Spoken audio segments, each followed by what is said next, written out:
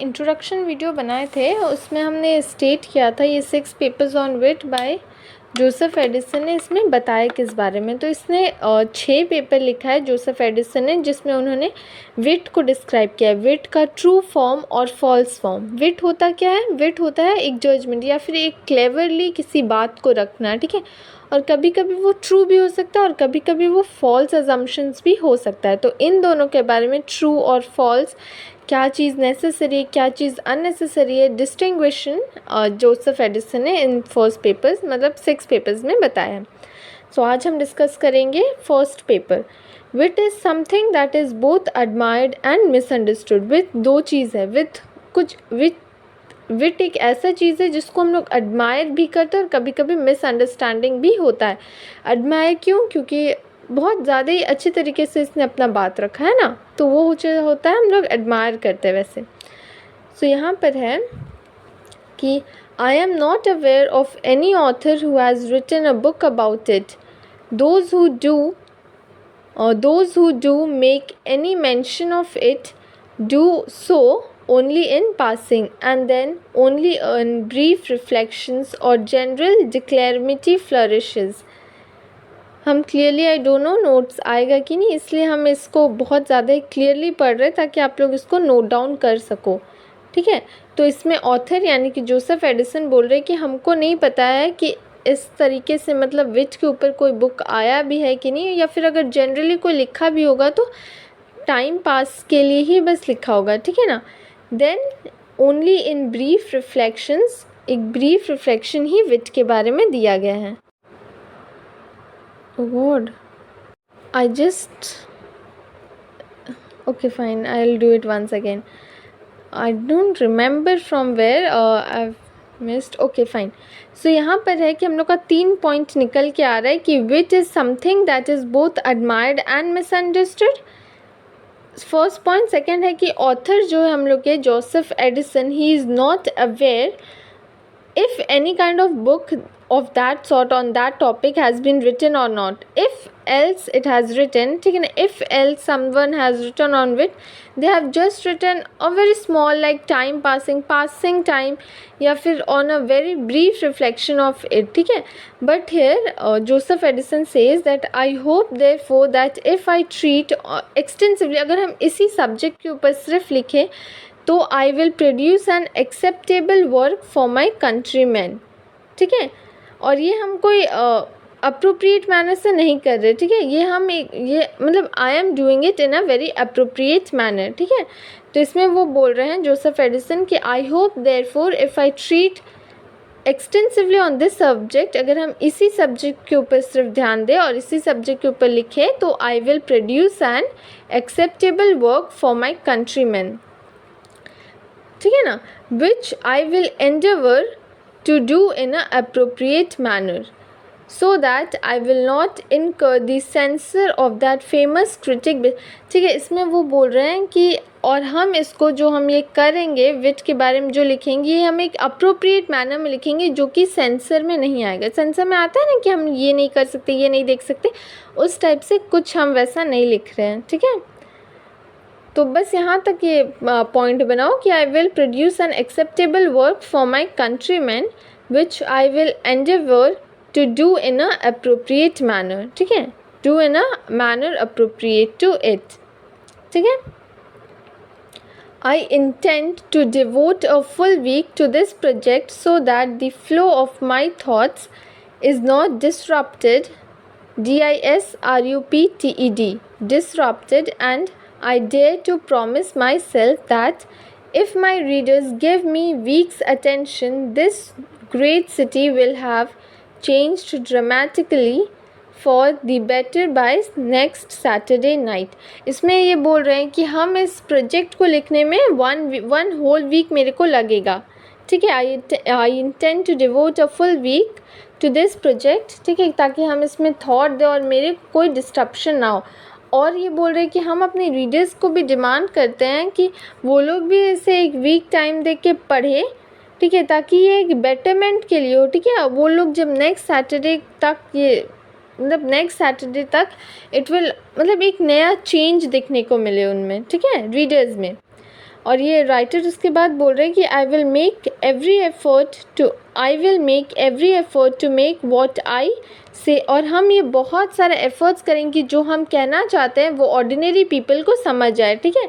तो ये लाइन है कि I will make every effort to make what I say understandable to people of ordinary intelligence, means ordinary people, आम भाषा में भी, आम लोगों को भी ये पूरा समझ में आए, okay. However, if my readers encounter a paper that is a little out of their league in some areas, I would not want them to be discouraged. They may rest assured that the next one will be much clearer. इसमें वो बोल रहे हैं कि however, अगर मेरे readers को कुछ ऐसा लाइन आ जाता है जो उन्हें समझ नहीं आता है, उनके लीग से बाहर है, उनके रेंज से, so do not worry, because उनका जो नेक्स्ट लाइन है वो मच क्लियरर होगा कि तुम लोग को समझ आए, ठीक है। ये फर्स्ट पेपर में ही सिर्फ लिखा है, और भी है फर्स्ट पेपर में। Let me finish it quickly.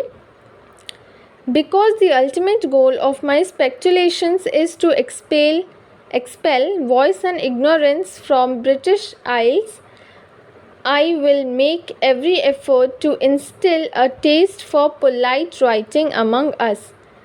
ठीक है, तो इसमें वो बोल रहे कि मेरा अल्टीमेट गोल क्या है कि हम एक्सपेल करें वो जो वॉइस और इग्नोरेंस है ब्रिटिश आइल्स में, वो ब्रिटिश आइल्स आइलैंड में है आइल्स, तो उसका ना क्या है ना कि मेरा अल्टीमेट गोल है कि हम इग्नोरेंस और वॉइस को एक्सपेल करें यहाँ से। तो हम ये पूरा एफर्ट करेंगे हाँ कि हम ये जो विट के बारे में लिखे, ये मेरा राइटिंग बिल्कुल पोलाइट मैनर में हो, ठीक है। तो with this in mind I have an attempt to correct my readers on several points concerning operas and tragedies will from time to time impact my ideas about comedy, ठीक है। तो इसमें क्या है कि as I believe that they may contributed to refinement and perfection, तो इसमें वो बोल रहे हैं कि ये अपने माइंड में रखते हुए कि हम बहुत पोलाइट वे से लिखेंगे, हम अपने माइंड में रखते हुए हम अपने रीडर्स को करेक्ट करना चाहते हैं कि ये कोई ट्रेजेडी की नहीं है, या फिर ये कोई अलग विल टाइम टू टाइम, या फिर कोई कॉमेडी या एक पर्टिकुलर नहीं है, ठीक है।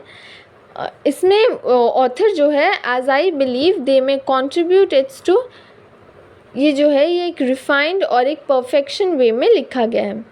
I learned from my bookseller that these critical papers, particularly the one on humor, have received a warmer reception, and then I hoped for from such subjects. As a result, I will approach. This is not very important.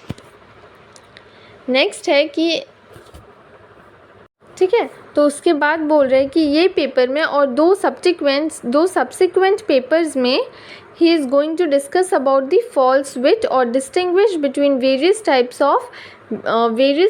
that have existed throughout history, ठीक है। तो ये 3-4 paper में, 2-3 paper में वो false विट के बारे में डिस्कस करेंगे, ठीक है।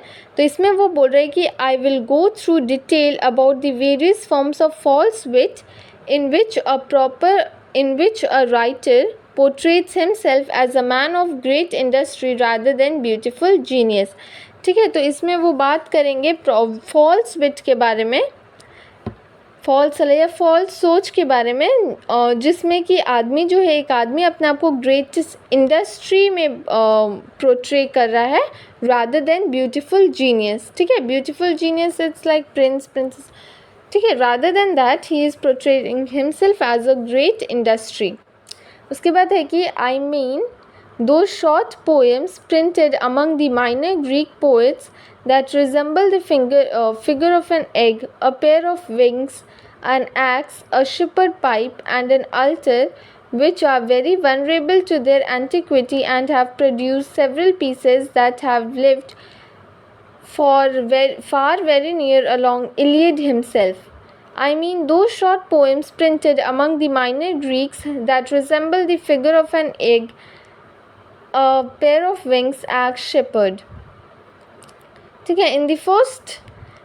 In terms of the first, it's a small oval poem that could be referred to one scholar's egg, ठीक है। तो इसमें वो बोल रहे हैं कि इन शॉर्ट वो बोलना चाहते हैं कि जो शॉर्ट पोएम्स है ग्रीक का, जो कि माइनर ग्रीक पोएट्स लिखे, जो कि जिनका वर्क है ना, it resembles like an egg या फिर एक pair of wings, shepherd's pipe etcetera etcetera.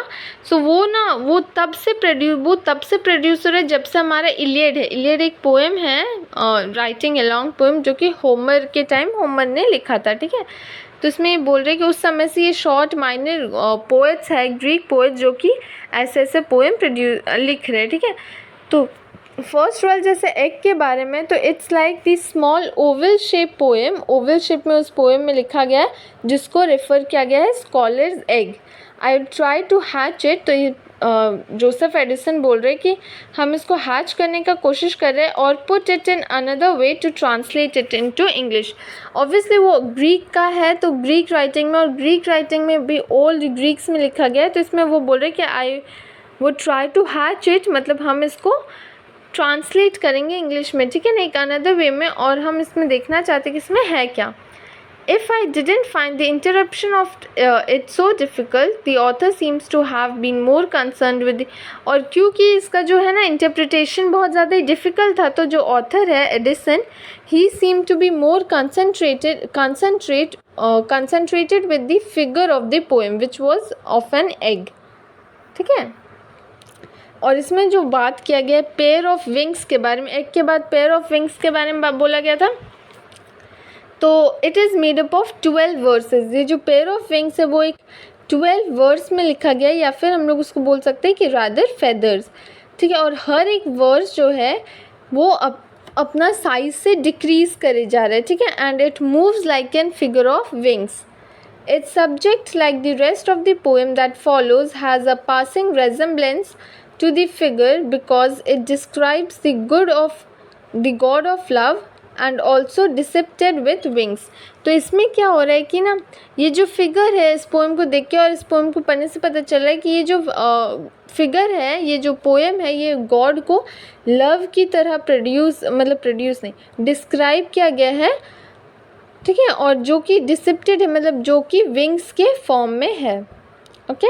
उसके बाद जो वो नेक्स्ट था एक्स के बारे में ये बोला जा रहा है कि I believe would have been a good figure for a lampoon of the edge of it consisted of works more satirical parts। satire means, अब तक आप लोग को पता चल ही गया होगा what is satire। satire is mocking something, ठीक है ना। it's not only हाँ, या फिर saying something in a mocking way, okay। सो किसी के ऊपर हंस के किसी को कमेंट करना, ठीक है, या फिर मजाक में गहरी बात कह देना, वो सब होता है सटायर। तो इसमें है कि एक्स जो है ये पूरी सटारिकल वर्क है, as it is in original it will I take it as being nothing more than. तो इसमें वो बोल रहे हैं कि ये जैसे कि एक ओरिजिनल वर्क है, हम इसको पोइट्री से ज़्यादा नहीं ले रहे हैं, ओके। जिसमें हम लोग का ट्रोजन हॉर्स के बारे में बताया गया एक एक्स में, which is a hint that I will live in the critics, which, जो कि ये राइटर बोल रहे हैं कि which is a hint I will leave to the critics to consider. जिसमें ट्रोजन हॉर्स पता है आप लोग को? अगर नहीं पता है तो ट्रोजन हॉर्स एक हम लोग का ग्रीक्स में एक वॉर हुआ था, ट्रोजन वॉर, जिसमें कि ट्रोजन हॉर्स का यूज़ किया गया था। तो इसमें भी कंस्ट्रक्शन ऑफ ट्रोजन वॉर के बारे में लिखा गया है, जो कि ये राइटर क्रिटिक्स के ऊपर छोड़ते हैं कंसिडर करने के लिए, ठीक है। इस ट्रोजन हॉर्स में क्या था कि ग्रीक्स के लोग वहाँ छुप के बैठे थे और ट्रॉय लोग उसको अंदर ले जाते गिफ्ट समझ के, और रात में वो लोग निकल के पूरा ट्रॉय को डिस्ट्रॉय कर देते, ओके। सो यही है एक्स का ये में कि कौन कौन सर्वाइव हुआ, कौन कौन नहीं। अब है shepherd's pipe. Shepherd's pipe is said to be with a full of music. Pipes हम लोग का ये हो सकता है, कंसिडर किया जा सकता है to a flute which is full of music and it has made up 9 different types of verses, ठीक है। तो शेफर्ड पाइप जो पोएम है उसमें 9 डिफरेंट टाइप्स ऑफ वर्सेस है, और हर एक जो है which is similar in length and 9 stops of the old musical instrument that is also subject of the poem। तो इसमें म्यूजिकल इंस्ट्रूमेंट्स के बारे में बात किया गया है 9 वर्सेस में, 9 लेंथ्स में, जो कि मेन सब्जेक्ट है पोएम का, okay. It was impossible for a man who is not a painter एक सेकेंड। तो इसमें है नेक्स्ट कि it was impossible for a man who was not a painter और at the very last a designer to succeed in these performance. तो एक man जो कि पेंटर नहीं है, ठीक है, या फिर कोई डिज़ाइन नहीं, it was impossible for him to write all these things, ठीक है, या फिर अलग अलग रोल निभाए ये सब पोएम्स के ये में। He was to draw the outline of the subject intended to write about first and then adjust the description of figure। पहले ना वो जो राइटर है ये जोसेफ एडिसन क्या करने वाले थे, सब्जेक्ट निकालने वाले थे, उनके ऊपर लिखने वाले थे, बट बाद में he gave the description of figure of the subject, जैसे कि एग, विंग्स, फिगर के बारे में बाद में बात करने लगे। The poetry was suppose to contract और dilute depending on the mould it casted in. जो इसमें पोइट्री जो है ना वो लिखने वाले थे वो कॉन्ट्रैक्ट, डाइल्यूट, यानी कि वो पोइट्री के ऊपर डिपेंड कर रहा था कि किस टाइप का वो कास्ट किया गया है और ये किस टाइप का लिखते। But at the end he ended up writing about the figure, ठीक है। It they were too long.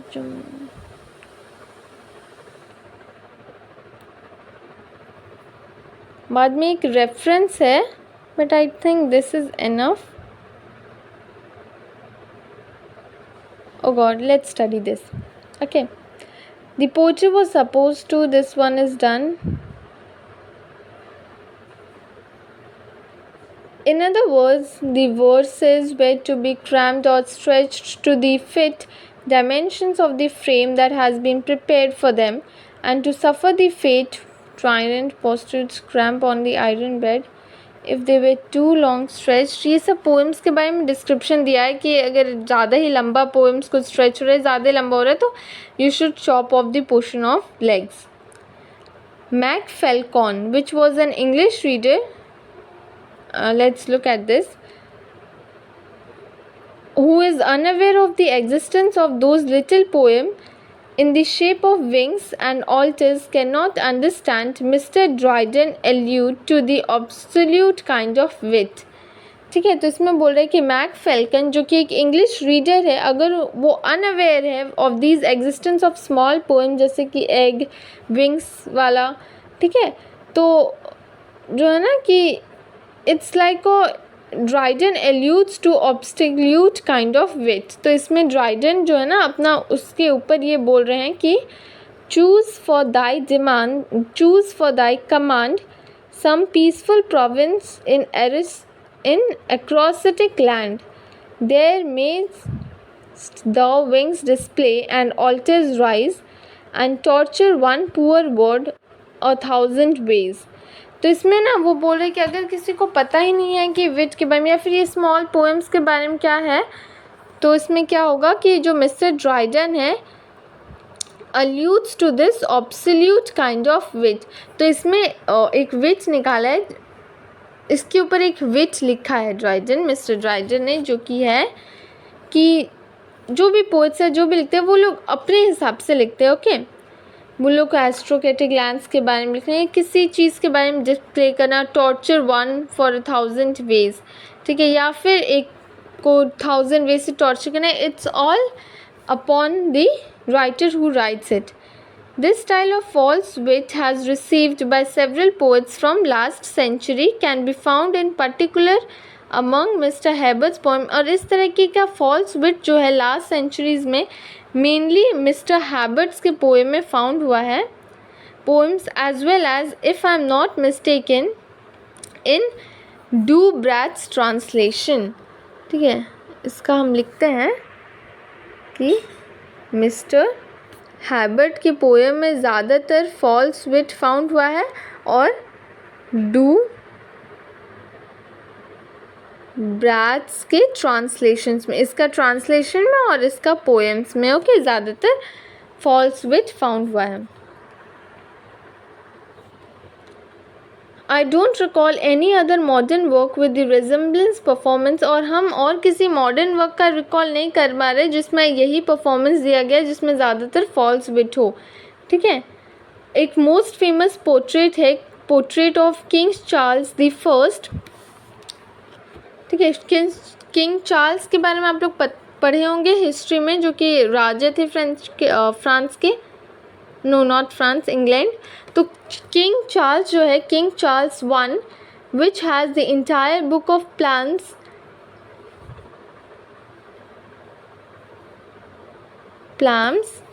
ठीक है, which written in the lines of his face and hair. जो इस प्लाम्स जो है ये पूरा बुक, उसमें लाइन्स जो लिखा है वो किंग चार्ल्स के ब्यूटी के बारे में लिखा है, उनके हेयर के बारे में लिखा है, ठीक है। When I was in Oxford, I pursued one of the whiskers and was reading the other, but I was unable to read it far as I would have liked due to impatience of my friends। ठीक है, इसमें बोल रहे कि जब हम Oxford में पढ़ते थे, when I was small I was reading in Oxford, हम एक चीज़ पढ़ते थे reading the another, but हम complete नहीं कर पाए क्योंकि बिकॉज उनके जो फ्रेंड्स थे दे वे ट्रैवलर्स, ठीक है, fellow travellers, and who were all eager to see an oddity, ठीक है। तो they were all eager to see new places and oddity, तो इसके वजह से वो कंप्लीट नहीं कर पाए। राइटर जोसेफ एडिसन, ठीक है। ये था फर्स्ट पैरा में, था फर्स्ट पेपर, ओके।